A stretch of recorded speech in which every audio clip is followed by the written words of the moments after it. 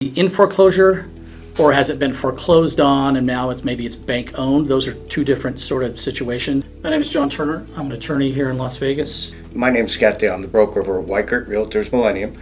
Let's answer your questions from the internet about home foreclosures. First question is from a username 980. How to sell home in foreclosure. My parents' house is facing foreclosure and I just received a payoff amount of $370,000. There are houses on their street that are currently on market for $470,000. Although the floor plan is the same, my parents' home definitely needs repairs. The carpets need to be replaced in all rooms. The door on the basement is broken and there is a large dent/hole in one of the walls. The tub has mold and needs to be replaced. The pipes in the powder room need fixing as they leak. They barely have any money, hence the house going into foreclosure, so I can't imagine they will be able to repair these in prep for sale.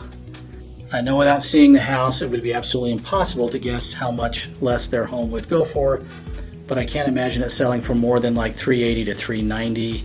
What first step should I take to sell the house given the situation?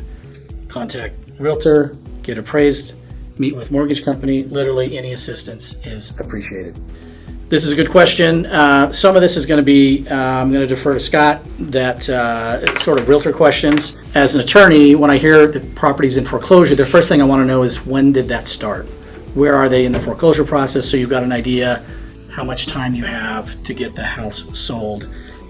So that would be the first thing you want to consider, is when did that foreclosure process start, and so then you can calculate. And it's about a 4-month process start to finish with foreclosure. There's some things you can do to slow that down with foreclosure mediation. So you may want to consult with an attorney that can advise you on the options when property are in foreclosure, while you're also engaged with your realtor.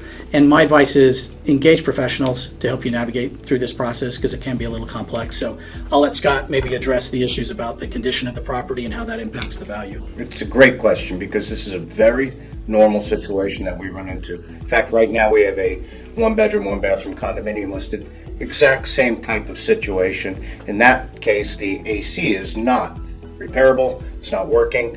And the question was, how can we sell a condo without an AC? Well, the reality of it is it's hard to do, but there are different ways that we can make it happen.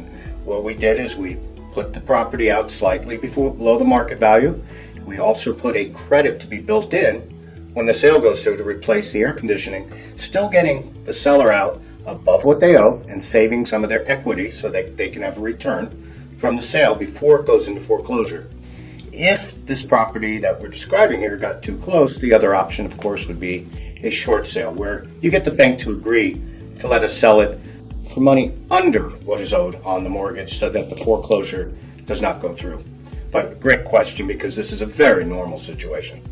Another question is from New Dealer 8376. What should I know before buying a foreclosure? That's basically it. I am looking in earnest and found a great home in foreclosure. This is an excellent question. Essentially, a property, and I guess there's a distinction. You need to, is this property in foreclosure, or has it been foreclosed on and now it's bank owned? Those are two different sort of situations. But if it's in foreclosure, one thing I'd want to find out is where they're at in the foreclosure process, so you understand what kind of time you have. It is important that the seller is candid with you, so you know how much time you have to get this property closed. But the reality is the closing operates sort of the same way as a traditional sale. You're going to open escrow, you'll have a purchase agreement between a buyer and seller, you'll have closing day, you'll go through that sort of standard escrow closing process. You'll just want to make sure that you get ahead of any potential foreclosure sale that might be pending before you make any offers on this type of property. But with foreclosure, you might be able to get a deal, and so it's sort of a great way to get into a property, but just get as much information as you can about the foreclosure process. John, you're absolutely correct. A foreclosure can be a win-win situation. The seller has to get out. They don't want it to go into foreclosure. They don't want the bank taking it back.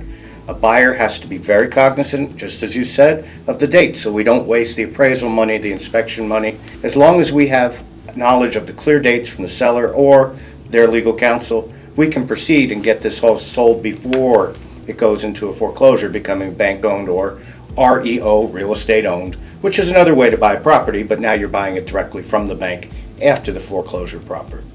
Another question is from Snorkel House. Great name. Why don't pre-foreclosure people sell the property, especially if there is equity? That is an excellent question. Example, but want to understand more. Girlfriend's mom bought a house in Minnesota for $110,000 back in 1997. She stopped making payments when her mom died around March 2018.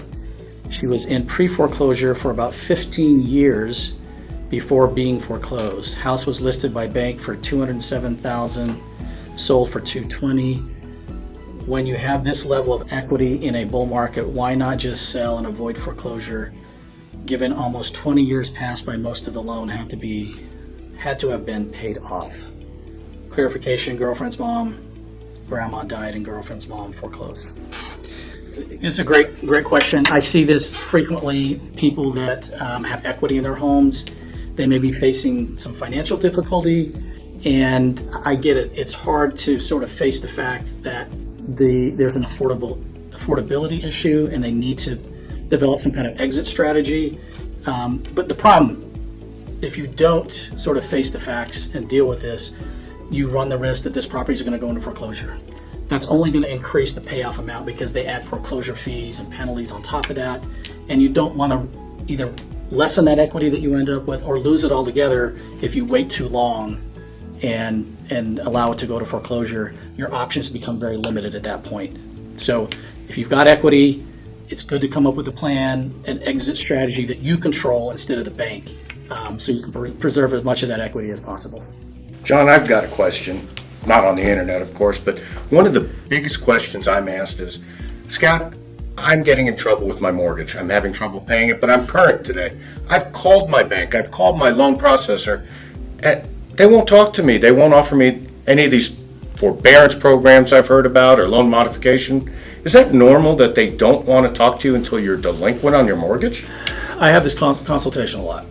People that are trying to get ahead of this, and they are current on their payments, but they realize the writing's on the wall where this is headed, and so they would love to go to their mortgage company and try to do a loan workout.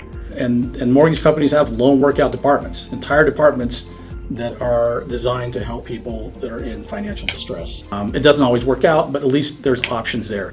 The problem that I have seen, and my experience has been, when you're current with your loan, basically your file is not on somebody's desk.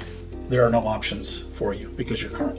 Now, I would never tell anybody to stop making their payments. That's not advice I would ever give. But if you do fall behind, there are more options for you. So it's one of those unfortunate realities that if you're current, your options are limited. If you're delinquent, you may be eligible. There's no guarantee, but you may be eligible for some loan workout. Isn't that a shame? It is. Great information, though, because that happens a lot. Thanks, guys, for submitting these great questions. Hopefully this information we provided was helpful.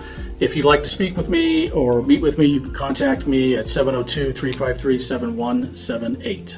The questions here are great. If you have other questions, we'd love to have you submit them. We're going to put a QR code at the bottom so you can contact us at Weichert Realtors Millennium, or you can call us at 702-982-8968 and come on in for a consultation with us. We're up in Summerlin.